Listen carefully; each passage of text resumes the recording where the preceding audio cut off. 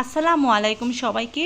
আজকে মাত্র একটি ডিম ও হাফ কাপ ময়দা দিয়ে খুবই মজাদার একটা রেসিপি তৈরি করে দেখাবো। তো প্রথমে একটি বাটিতে আমি হাফ কাপ পরিমাণ ময়দা নিয়ে নিয়েছি, তার মধ্যে 2 টেবিল চামচ চালের গুঁড়া নিচ্ছি আর দিয়ে দিচ্ছি পরিমাণ মতো লবণ। এখন এখানে পানি দিয়ে অল্প অল্প করে আমি মিশ্রণটা তৈরি করে নেব। মিশ্রণটা খুব বেশি ঘনও হবে না, আবার খুব বেশি পাতলাও হবে না, ঠিক এরকম হবে। সামঞ্জস্য বজায় রেখে আমি এটা বানিয়ে নিচ্ছি। তো আমার মিশ্রণটা তৈরি হয়ে গেছে, দেখতেই পাচ্ছেন যে এটা দেখতে ঠিক কীরকম হয়েছে।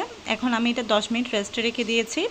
অন্য একটি পাত্রে আমি এখন একটা ডিম নিয়ে নিয়েছি, দিয়ে দিচ্ছি হাফ কাপ পরিমাণ পেঁয়াজ কুচি, হাফ কাপ থেকেও কম। তার মধ্যে দিয়েছি 2টা কাঁচামরিচ কুচি, আপনারা চাইলে আরও বেশি নিতে পারেন।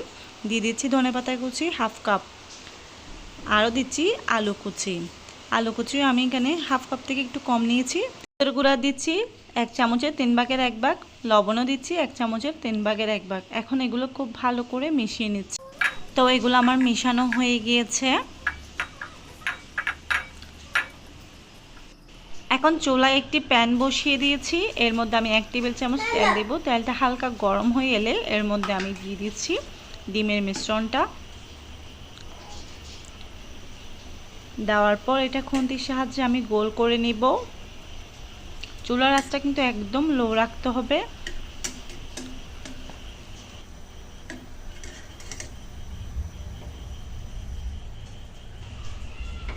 এখন ঢাকনা দিয়ে ঢেকে দিচ্ছি। চুলার আঁচটা একদম লোতে রেখে এটা আমি 2 থেকে 3 মিনিট রাখবো। 2 থেকে 3 মিনিট পর দেখবেন এটা অনেকটা শক্ত হয়ে গিয়েছে। তো এখন এটা আমি উল্টিয়ে দিচ্ছি, আবারও আমি 2 থেকে 3 মিনিটের জন্য ঢাকনা দিয়ে ঢেকে রাখবো। এটা আলু দেওয়ার কারণে এটা অনেকটা হার্ড হয়ে যাবে। তো দেখতেই পাচ্ছেন এগুলো আমার হয়ে গিয়েছে। এখন আমি কেটে নেব।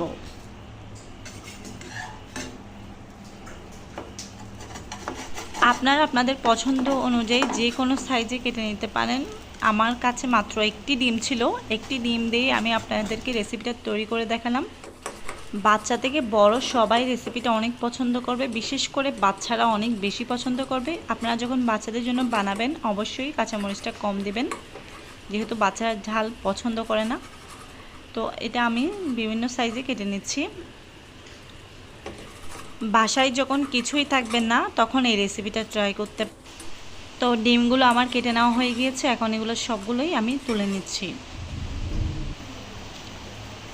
এখন সেম প্যানেই আমি আবারও তেল দিয়ে দিচ্ছি, যেহেতু এখন আমি ফ্রাই করব ডুবো তেলে। তো বেশ খানিকটা তেল দিয়ে দিচ্ছি, তেলটা গরম হতে দিয়েছি হালকা আছে। এদিকে আমি যে 10 মিনিটের জন্য রেস্টে রেখেছিলাম ময়দার মিশ্রণটা, সেখানে দিয়ে দিচ্ছি হাফ টি স্পুন লাল মরিচের গুঁড়া আর দিয়ে দিচ্ছি হাফ টি স্পুন লবণ। এখন এগুলো আর একটু মিশিয়ে নিচ্ছি।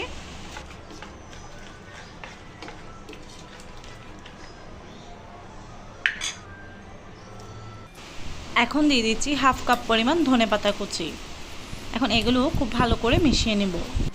তো আমার মিশিয়ে নেওয়া হয়ে গিয়েছে। এখন আমি ভেজে রাখা ডিমগুলো এখানে ডুবিয়ে তারপর আমি তেলে দিয়ে দিচ্ছি। তেলটা আমার এতক্ষণে গরম হয়ে গিয়েছে, তো আমি দিয়ে দিচ্ছি।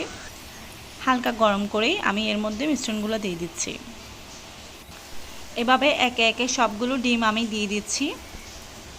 3 থেকে 4 মিনিট সময় লাগবে, খুব বেশি সময় লাগবে না।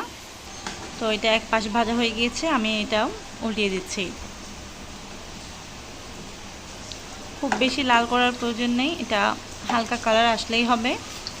তা খেতে অনেক বেশি মজা হয়ে থাকে আর অনেক বেশি টেস্টি হয়। একদম খুব সহজ একটা রেসিপি, যে কেউ বাসায় খুব সহজেই 10 মিনিটে বানিয়ে নিতে পারেন এই রেসিপিটা। তো আমার এটা ভাজা হয়ে গিয়েছে, এখন আমি নামিয়ে নিচ্ছি। তো আপনারা গরম গরম সসের সাথে কিন্তু পরিবেশন করে দেখবেন, আশা করি রেসিপিটা আপনাদের অনেক ভালো লাগবে। রেসিপিটা যদি আপনাদের ভালো লেগে থাকে প্লিজ একটি লাইক দিবেন, চ্যানেলটি সাবস্ক্রাইব করে দিবেন, আমার পরিবারের জন্য দোয়া করবেন। ভালো থাকবেন, আল্লাহ হাফেজ।